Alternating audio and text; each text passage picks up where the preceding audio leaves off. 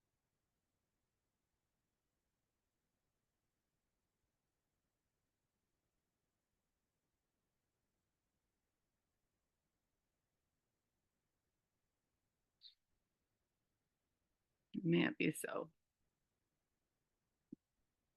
And now we're going to sing another song.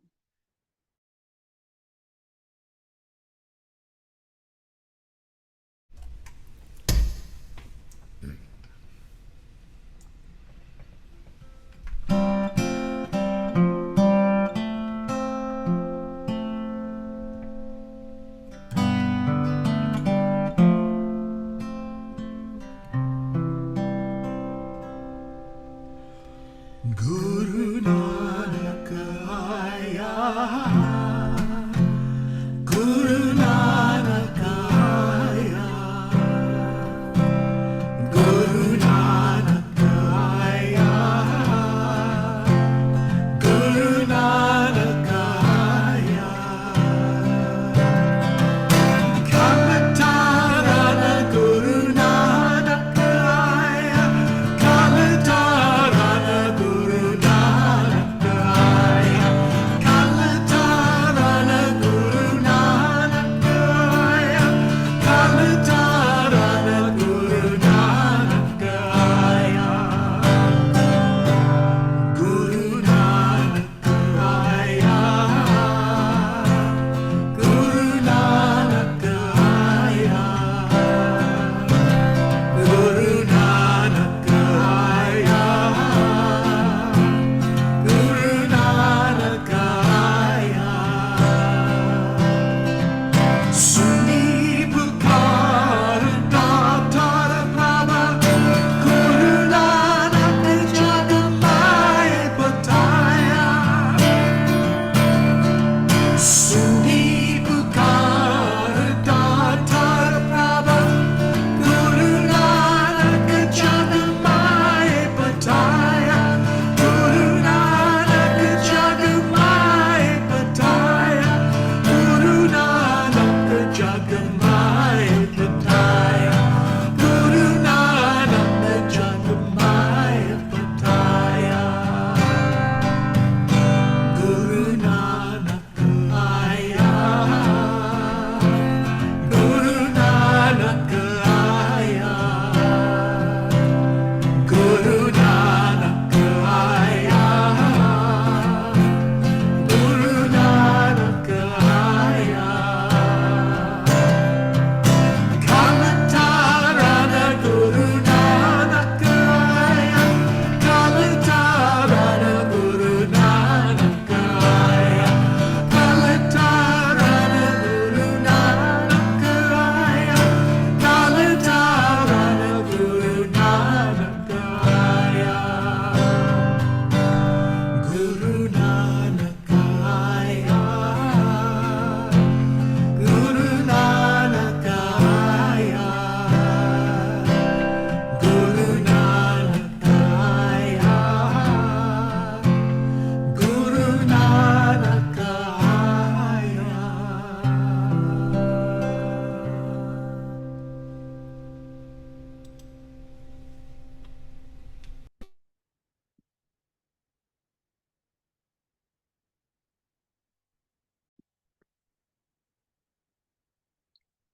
So now I'm going to bring in our Interfaith in the World time, which is something new that we've implemented into our program, thanks to Paul G. So we'd like to invite sharing about interfaith initiatives and events that we're aware of in the world around us or maybe participating in. And I can start with a short report about the Peace Train kickoff event that happened on Thursday.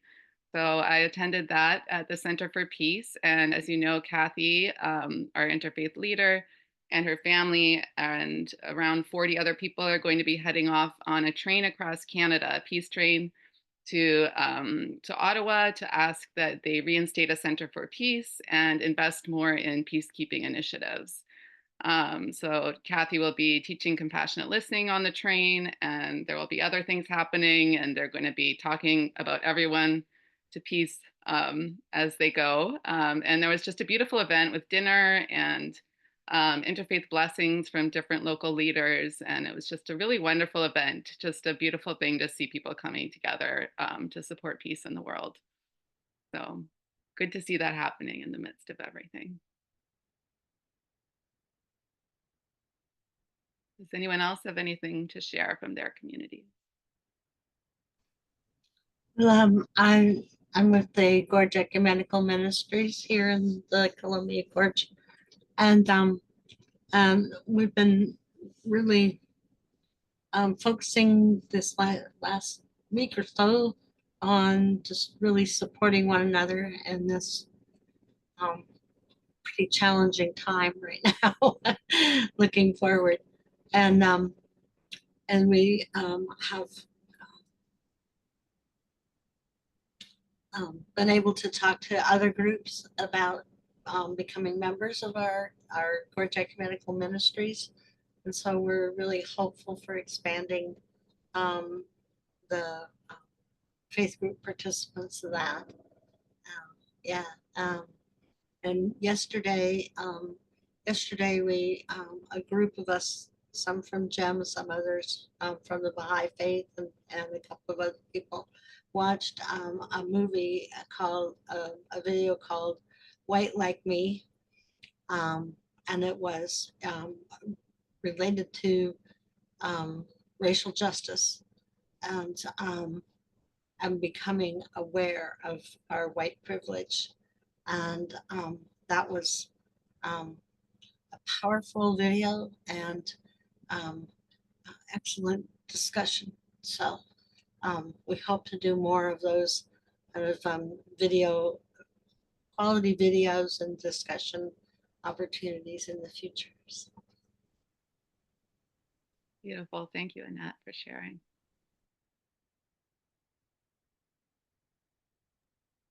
Well, I'll just quickly update and share some of the beautiful lectures that came together this week from the gathering of interfaith leaders here in Singapore, addressing the societal challenges that we can actually solve in the world, since I heard many speakers also just now share about the different challenges.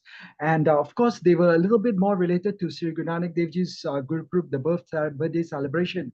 But I think the interfaith community that came together to share the issues like mental health crises, the rising rates of anxiety, depression, and other mental health issues that are happening around the world, and how interfaith mindfulness meditation techniques can actually help to reduce, manage the stress, regulate emotions, and cultivate that inner peace. That was one of the strongest lessons that I got from the interfaith gathering. And also this week, we spoke a lot about social inequality and the injustice, the growing disparities between the rich, the poor, the racial discriminations, and even the social injustice. And I think I realized it is a global issue.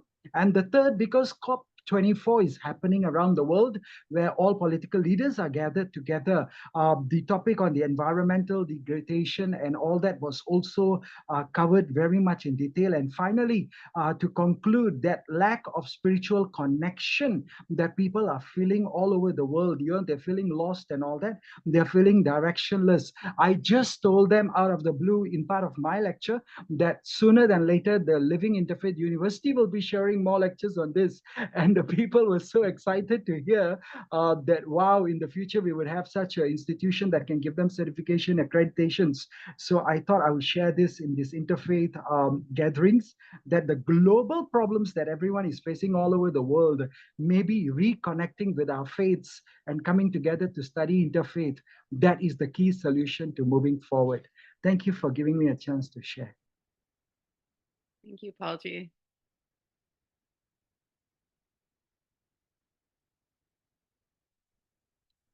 Well, thank you everyone for sharing this morning. And now is the time when we invite you to share also in making this community possible. Some of you already donate regularly, others have contributed generously to our annual stewardship campaign, and that's allowed us to keep this community going. As most of you know, we rely entirely on donations to pay for our small staff, our wonderful musicians, and technology, and to bring in our wonderful speakers from different traditions. So no amount is too small, and I'm going to go ahead and put our donation link in the chat. And now we'll come together to sing another song.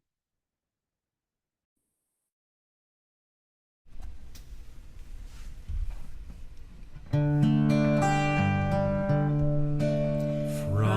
you I receive, to you I give.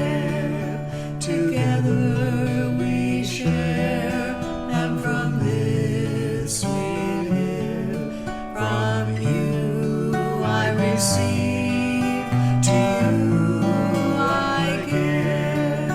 Together we share, and from this we live. From you I receive, to you I give. Together we share, and from this we live.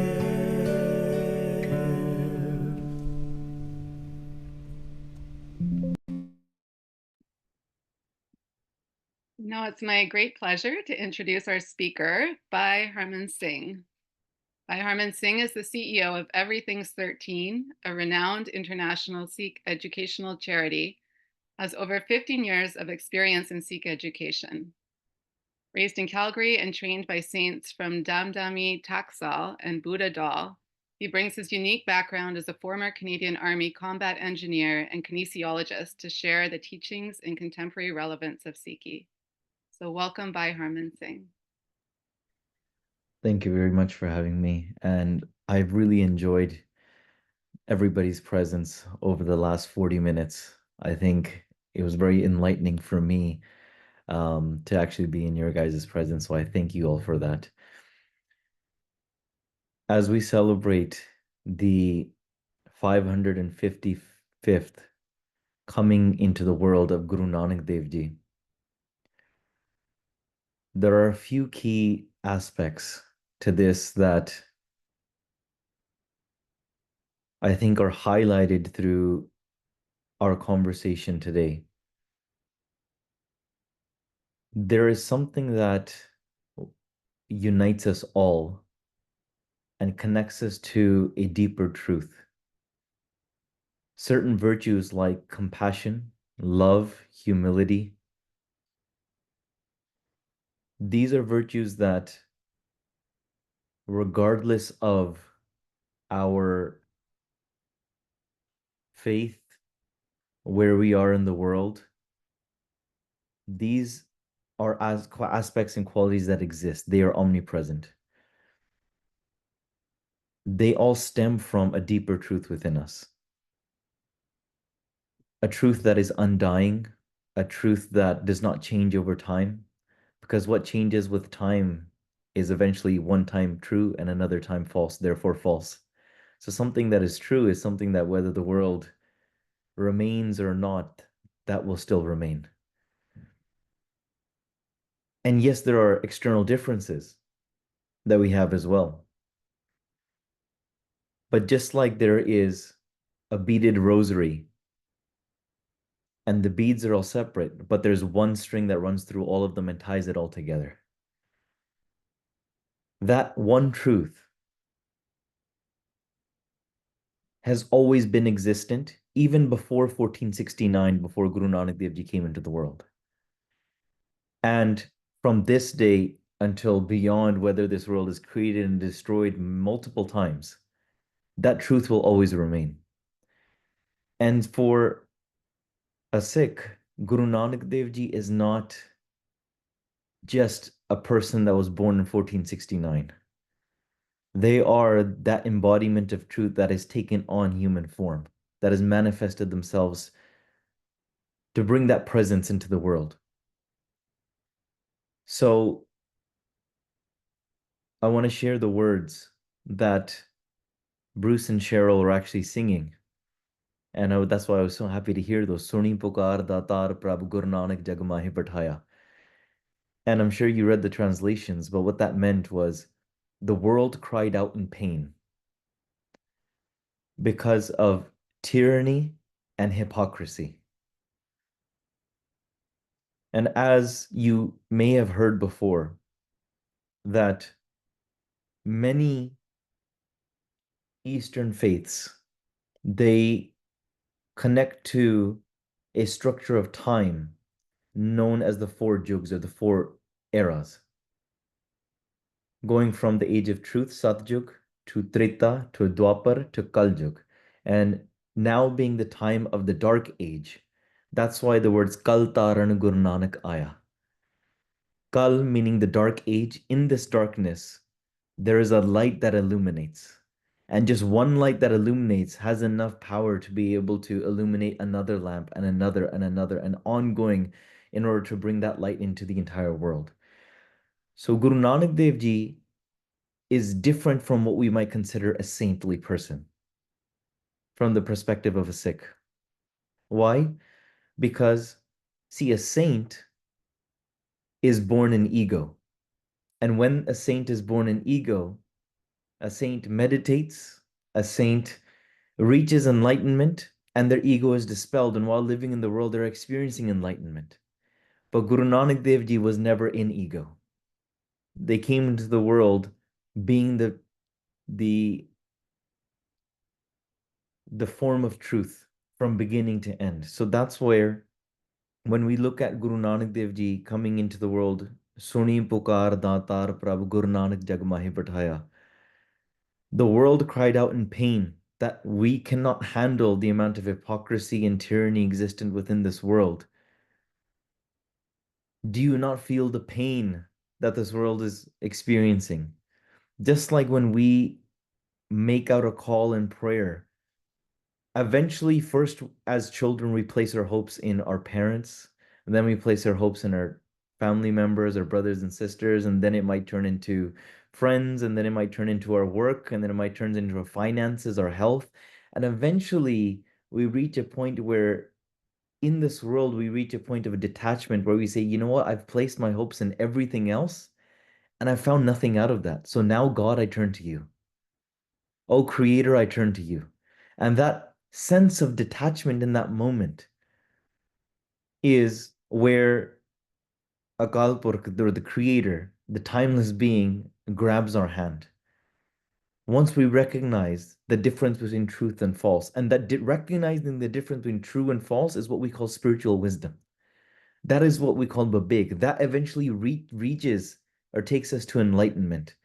So Guru Nanak Dev Ji manifesting into the world, as they traveled from area to area, they went to main centers of faith where they initiated change. I'll give you a few examples. When they went and sat with the Siddhs, these were people that had been sitting at the tops and mountain peaks, trying to meditate and experience spirituality. But there was a fault that came in. What? They weren't able to let go of their ego. So they ended up taking those spiritual powers that they would accumulate, and then they would use it to show how strong that they were and how weak somebody else was. So they would use these things to get people to bow down to them. And Guru Nanak Dev Ji went towards them, and I highlight a few of these examples to show that the job of a guru is to break the ego. That's what the job of a guru is. If you break down the word guru, gu means darkness and ru means light. And in fact, the word Nanak means the one without duality. Na-an-ak. It means the one without duality. In fact, there are so many in-depth meanings of the word Nanak that somebody's actually written a book of 101 meanings of Nanak. And even at the end, they say that I think the meanings of this word are endless. It's like an ocean that you can merge yourself into, but you can't really comprehend.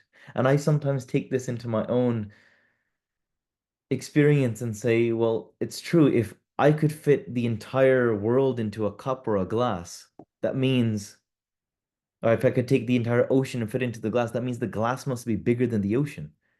And it doesn't make sense that the ocean can fit into the glass or it can fit into a vessel. But what can happen instead is I can take my vessel and I can let it go and it can merge into the ocean and become one with the ocean. And then that's what the job of the guru is. So Guru Nanak Dev Ji goes to the Siddhs, breaks their ego. Guru Nanak Dev Ji travels to Hardwar. This is a center where many people had gone into various different types of hypocrisy, caste systems, putting people down. Guru Nanak Dev Ji broke the entire caste system. Guru Nanak Dev Ji travels towards the west. They are a person that is one of the most traveled people by foot in history, traveling over 30,000 kilometers by foot. And I'm sure you've heard the terms of the 10 gurus before, where Guru Nanak Dev Ji being the first guru, but then there's a second and a third and a fourth and a fifth. In fact, there is no difference between them. It's like we take 10 different glasses. I just happen to have the cups here. You take 10 different glasses or 10 different cups here, and you take water from one and put it into the next, and you take the water from that and you put it into the next. The vessels might appear different, yet the essence inside of them is the exact same. So that's why there is no difference between Guru Nanak Dev Ji and Guru Gobind Singh Ji, even though externally Guru Nanak Dev Ji appeared in the form of a saint, where they were wearing detached clothing. They're wearing wooden sandals and they're holding a staff, where they are traveling from village to village, enlightening people. But when you get to the age of Guru Arjan Dev Ji, who is the fifth Guru, they are now establishing a city, a center of scholars, and they are taking the concept of Guru Nanak Dev Ji, where Guru Nanak Dev Ji, using 20 rupees, started a selfless, a free langar, a free kitchen, to be able to serve humanity. And now that is being formalized into a citywide endeavor, a countrywide endeavor. Then we go forward to the 10th Guru, who is now creating fortresses and defending against foreign invaders and freeing women that are being kidnapped, freeing those that are being burdened by caste systems and tyranny and hypocrisy. And going from all these extents, somebody might look externally and they say, well, he looks like a king warrior, but he looks like a saint wearing wooden sandals. But see, as beings, as humans, we look towards the external very easily and we think there's a difference. But in fact, there is no difference. Just like our minds externally might think things are changing over time, but the truth does not change over time. The truth is just as relevant as it was 500 years ago, 2,000 years ago, 10,000 years ago, as it will be in 1,000 years from now, because that truth doesn't change. So when we look at this world that is calling out in pain, Suni Pukar Datar Prabhu Guru Nanak Jagmahi Bathaya, that Jot Roop Har Aap Guru Nanak Kahayo, that the form of light that is omnipresent beyond birth and beyond death, as Rachel was explaining the Hukamnama, or as the Mool Mantar, and that seed is exactly what we can't experience as beings just with our own eyes. But in fact, the Guru's job is the one that lifts that veil of ego from our eyes, and we get to experience that. So there's a few pillars that come out of this. If we're trying to reach that ultimate truth, did I need to meet Guru Nanak Dev Ji in 1469? Or can I experience that today? Can you experience that same light today? The answer is yes, because from 1469 all the way until Guru Gobind Singh Ji's physical leaving of this world in 1708, that year, that time of 239 years, can you only reach enlightenment? Can you only meet God if you were during that era? No. And I often used to think of this a lot when I was a kid. I was like, oh, I was born in the wrong time. I wish I was born then. But in fact, soon after I realized that no, what the 5 elements of this world that I'm connecting to and I'm trying to stick myself to, this in itself is just a mere mirage itself. And so there's something deeper than that that is connecting me. And my Guru is here physically in this world. And that those experiences that Sikhs feel when they connect to Gurbani. Because how do we experience the Guru today? Is through the Guru's words, through the Guru's teachings. So when we sing these praises, Kal Taran Guru Nanak Aya, this is a form of meditation. When we meditate on the words Waheguru, the wondrous enlightener, that is our seed mantra that we are implanting within our mind and heart. And through that recitation, we are earning the blessings of the Guru, the Creator. And as we chant that, we're not reciting me, like the entire world is teaching us, like build your mortgage, build a nice house, show off to the world. No, none of that. It's telling you to break away from all of that. And in fact, telling you to say, nay, the one that is omnipresent inside of everybody is also the one that's within you. In fact, you, who you think you are, is just an illusion. And let's break away from that. Living then within the world with this spiritual enlightenment and the ability to live within the hukum, or what we call the command, the will of God. And is where intuitive bliss is found, where one is indifferent from pains and pleasures of the world. And I often relate this as I used to teach myself and compare and try to understand this for myself when I was younger. I looked at a tornado or a hurricane where no matter how fast the winds would go, the center of the tornado, or the eye of the tornado as they call it, is the most calmest spot. So regardless of what goes on in the world, if the truth is in me, then I am connected to that truth, whether my body ages, whatever is going on in the political world, whether I'm being faced by pain or pleasure. And this extends to that same concept, which you might externally see as different aspects within the Sikh faith. You see Sikhs that are sacrificing their body as if they're giving away a t-shirt. People are going into battle with smiles on their faces because they have recognized the external is indifferent to what they truly are. And to be able to connect with that and then live within this world and reach enlightenment while living within the world is what Guru Nanak Dev Ji came into this world to provide us. They spread the message of the true name. There's a term called Satnam da Chakar Faraya. They spread this nectar of the true name.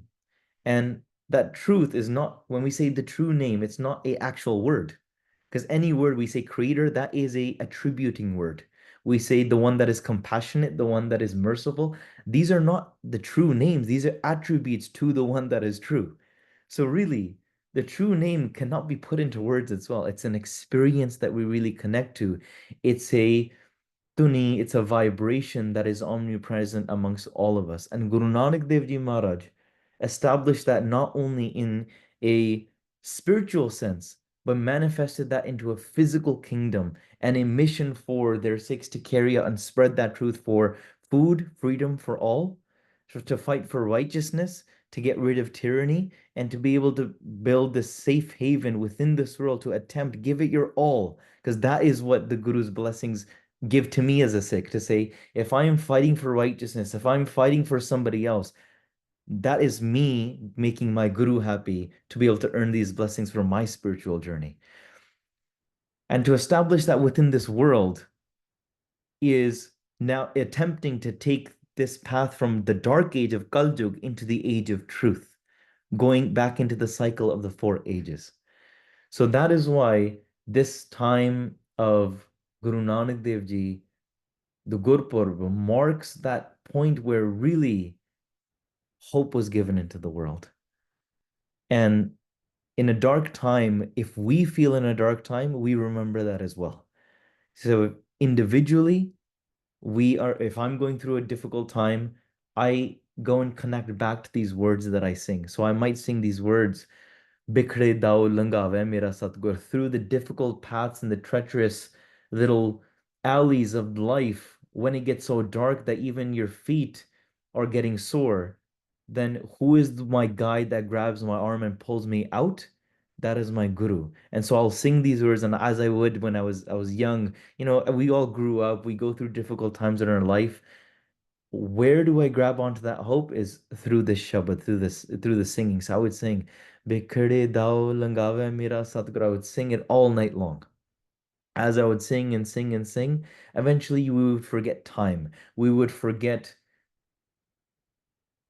what era we are, the thoughts and everything that is affecting us externally, but taking us to a truth within us that we couldn't recognize ourselves. So it's through our mind and experience of our mind that we eventually lose ourselves in that. And that letting go of the mind, giving ourselves to the Guru, is what Guru Nanak Dev Ji and the manifestation of the light actually represents to us, to a practicing Sikh. So I hope we all took some inspiration out of my few words that I was able to share today.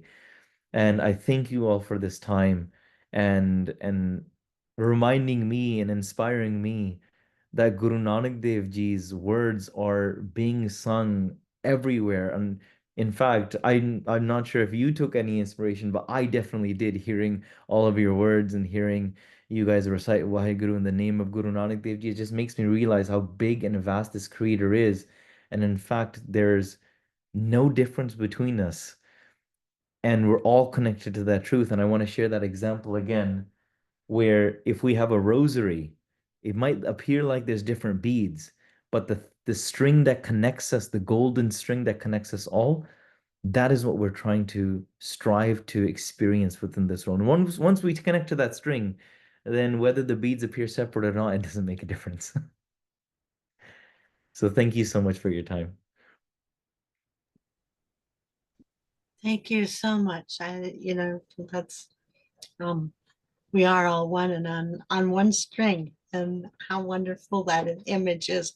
I also really liked your analogy of the cup pouring from one to another, in terms of the spirit being consistent, even though the vessels might be different. Yep. Thank you I've so just much. shared a link actually to a small animation a friend of mine made about the birth of Guru Nanak Dev Ji. So if any of you are interested in just watching a 8-minute animation, then you guys can feel free to click on that YouTube link. Beautiful. Thank you so much, Bhai Harman Singh Ji. This was just such a beautiful and inspiring talk, and so needed at this point, reminding us all to live the light that we have inside. So we're going to come together and sing another song. And then if it's all right with you, some people might stay after the service and final prayer to ask you some questions. So I'll hand it over to Bruce and Cheryl.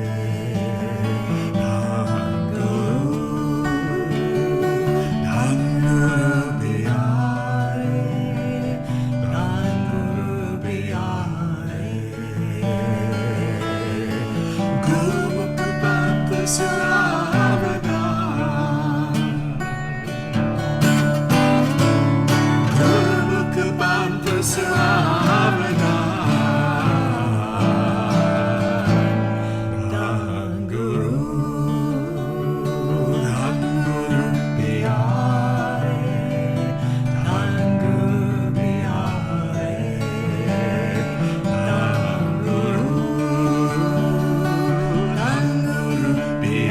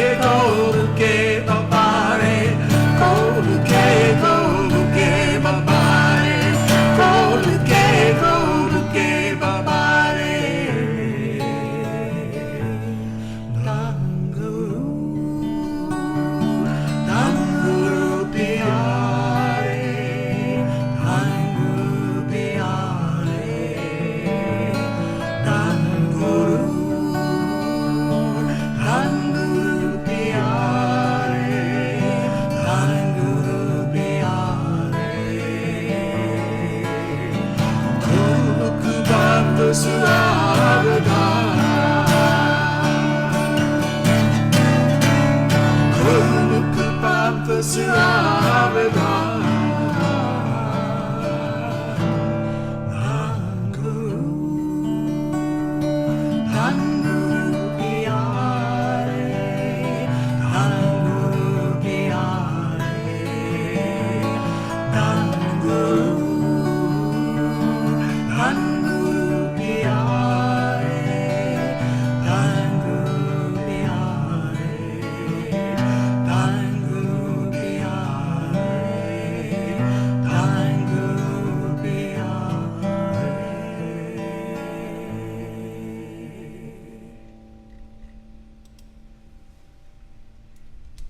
Thank you, everyone, for that beautiful song. Now we're going to come together for our closing prayer.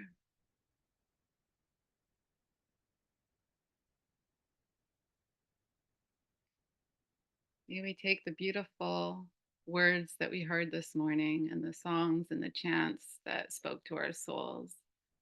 May they help us to feel calm, guided, and supported as we move from this meeting and into our lives and into the world. May in times of darkness, we remember the light that lies within, that truth that never changes.